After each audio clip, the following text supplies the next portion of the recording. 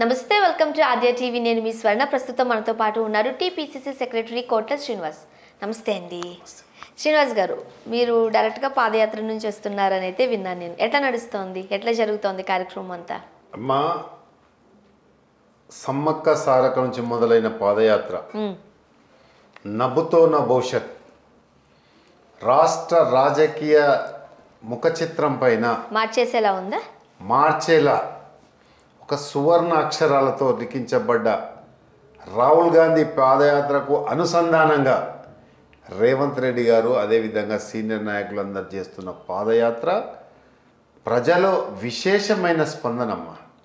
ఎందుకంటే 8 సంవత్సరాలలో ఈ రాష్ట్ర ముఖ్యమంత్రి చేస్తున్న అఘాయిత్యాలు, ఆ కుటుంబ పాలన, ఆ వ్యక్తుల విలాసవంతమైన జీవితాలు, ఏ నిరుద్యోగము, నీళ్లు, నిధుల కోసం ఏర్పడే తెలంగాణ కేవలము ఫామ్ హౌస్కు, ప్రగతి భవన్కు పరిమితమైన ఆయన పాలన ఇలా ప్రజలు తిప్పికొట్టడానికి రెడీగా ఉండి కాంగ్రెస్ పార్టీకి పట్టం కట్టడానికి సిద్ధంగా ఉన్నారని చెప్పక తప్పదు.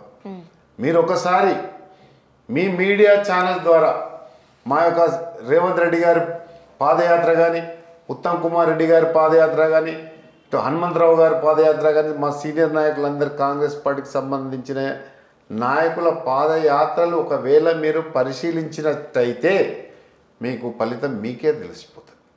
కనుక ఈరోజు ఇసుకేసి తీసుకురాలని ప్రజలు స్వచ్ఛందంగా వస్తున్నారు. ఇలా మేము పిలిపియడం లేదు. ఆస్తే జోడో చెయ్యి కలుపుదాం, ముందుకు నడుద్దాం. కాంగ్రెస్ పార్టీ సిద్ధాంతాలు, రాహుల్ గాంధీ గారి ఐడియాలజీ ఈ దేశంలో భారతీయ జనతా పార్టీ నరేంద్ర మోడీ షా వచ్చిన తర్వాత దేశంలో ఒక అలజడి సృష్టించారు. ఎందుకంటే మత ఛాందసవాద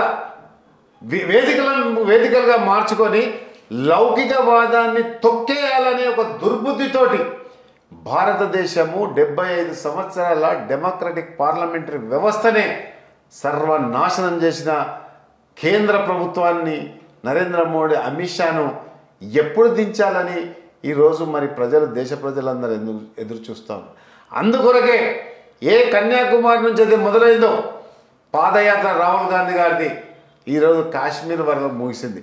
దానికి అనుసంధానంగానే ప్రతి రాష్ట్రంలో ప్రతి పిసిసి అధ్యక్షుడు, ప్రతి సిఎల్పి నాయకుడు, నాట్ ఓన్లీ తెలంగాణ, 29 రాష్ట్రాలలో ఇలా కాంగ్రెస్ శ్రేణులు కథన రంగం దొక్కుతున్నారు. ముఖ్యంగా తెలంగాణలో రేవంత్ రెడ్డి గారు చేసే పాదయాత్రకు సంబంధించి మీ పార్టీ వాళ్ళు చెప్పుకోవడమే తప్ప మీడియాలో పెద్దగా ఏమి వార్తలు ఏమి రావట్లేదు. మీ పాదయాత్రకు అంత జనస్పందన ఉంది అంటూ కూడా ఎవరు చెప్పడం లేదు. అయితే ఇక్కడ ఒకటమ్మా, మీడియా ప్రజాస్వామ్యంలో the 4th estate of media. దురదృష్టం ఏంటంటే కొంత మీడియా వ్యవస్థ, ఒక సెక్టర్ మీడియా ప్రభుత్వాలకు ఒత్తాస పలుకుతూ మా కార్యక్రమాలు చూపించడం నగ్న సత్యాన్ని కూడా మీ ఛానల్ ద్వారా ప్రజలకు తెలియజేస్తున్నాను. ఇలా ఒక ఎల్లో ఛానల్ అని, ఒక గులాబీ ఛానల్ అని, ఒక కమలం పువ్వు ఛానల్ అని ఇట్లా విభజిస్తే మీరు వాస్తవాలు చూపించకపోతే ఇవాళ కేటీఆర్ గారు పెట్టిన చిన్న మీటింగ్నేమో డబల్ ఫోటోలు యాడ్ చేసి నమస్తే తెలంగాణ లాంటి పేపర్లలో వాళ్ళకు అనుకూలమైన పేపర్లేమో డబల్ ఫోటోలు వేసి చిత్రీకరిస్తారు.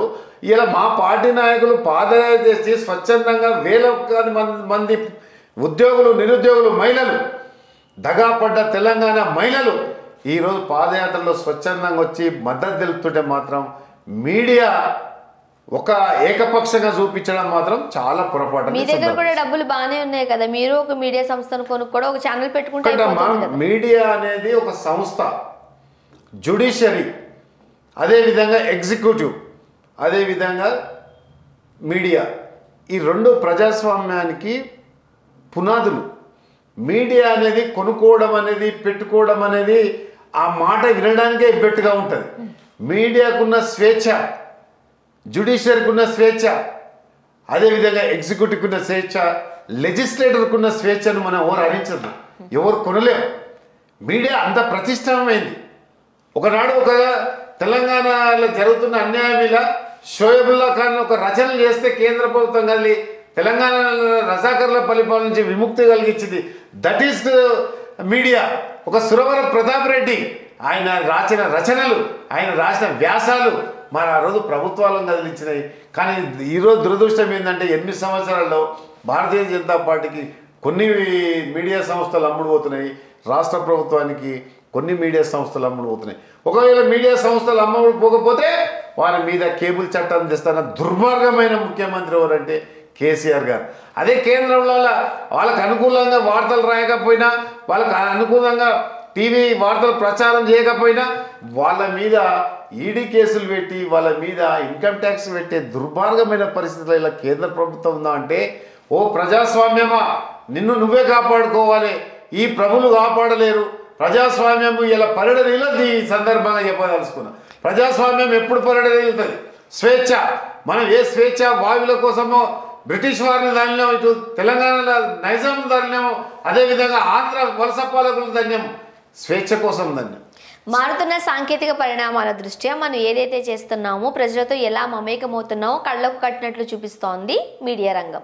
సో ఈ టైంలో మీరేం చేస్తున్నారో ఖచ్చితంగా ప్రజలకు తెలియాల్సిన అవసరం లేదు అంటారా?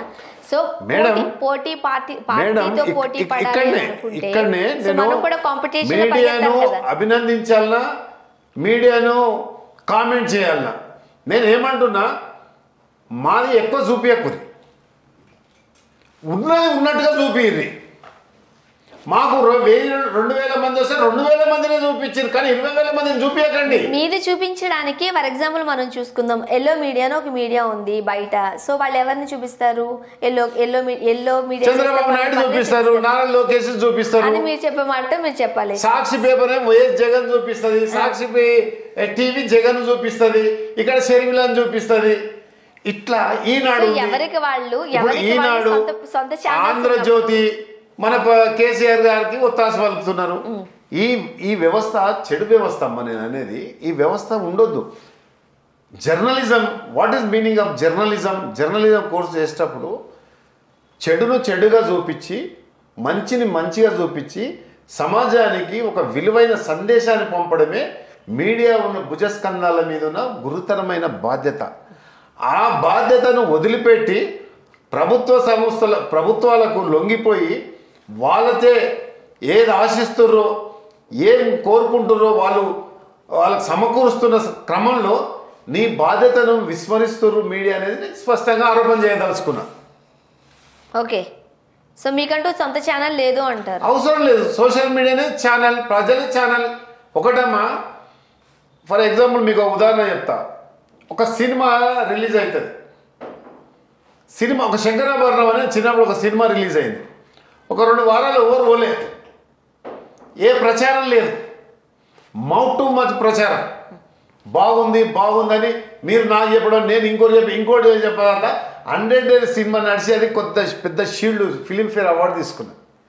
కాంగ్రెస్ పార్టీ కూడా ఇలా మౌత్ టు మౌత్. ఇవాళ ఏ రాష్ట్రంలో ఏ అరాచకాల మీద మేము కొట్లాడుతున్నాము, ఏ ఉద్యోగాల కోసం కొట్లాడుతున్నాము, ఏ నీళ్ళ కోసం కొట్లాడుతున్నాము, ఏ నిధుల కోసం కొట్లాడుతున్నాము, తెలంగాణ ఇచ్చే నాటికి రాష్ట్ర ఆర్థిక పరిస్థితి ఏంది, 16,000 కోట్ల ధనిక రాష్ట్రం ఇస్తే ఈ దరిద్ర ముఖ్యమంత్రి మరి 4 లక్షల కోట్ల అప్పు ఎవరికి తీసుకొచ్చిండ్రు, ఆ 4 లక్షల కోట్ల అప్పు దేనికి పెట్టిర్రు, అదేవిధంగా కేంద్ర ప్రభుత్వంలోని విభజన చట్టంలో ఉన్న హామీలు ఇంతవరకు ఎందుకు నెరవేర్చలేదు, బయ్యారం స్టీల్ ఫ్యాక్టరీ ఏమైంది, అదేవిధంగా కాజీపేట కోచ్ ఫ్యాక్టరీ ఏమైంది, ఐటీఆర్ కారిడార్ ఏమైంది, విద్యుత్ సంస్థలు ఎక్కడ పోయినాయని నేను ఈ సందర్భంగా నేను సూటిగా ప్రశ్నిస్తున్న కేంద్ర ప్రభుత్వాన్ని, ఇటు రాష్ట్ర ప్రభుత్వాన్ని. ప్రజా సంక్షేమాన్ని పెడదారి వెళుతున్న కేంద్ర రాష్ట్ర ప్రభుత్వాలకు ఈరోజు బుద్ధి చెప్పే విధంగా ఇలా ప్రజలు సిద్ధమయ్యారు. కేవలం కేంద్ర ప్రభుత్వాన్ని ఒక్కటే నమ్ముకున్నది, హిందూ ముస్లిం మధ్యన విభేదాలు సృష్టించి తద్వారా రాజకీయ లబ్ధి పొందాలని చూస్తున్నారు.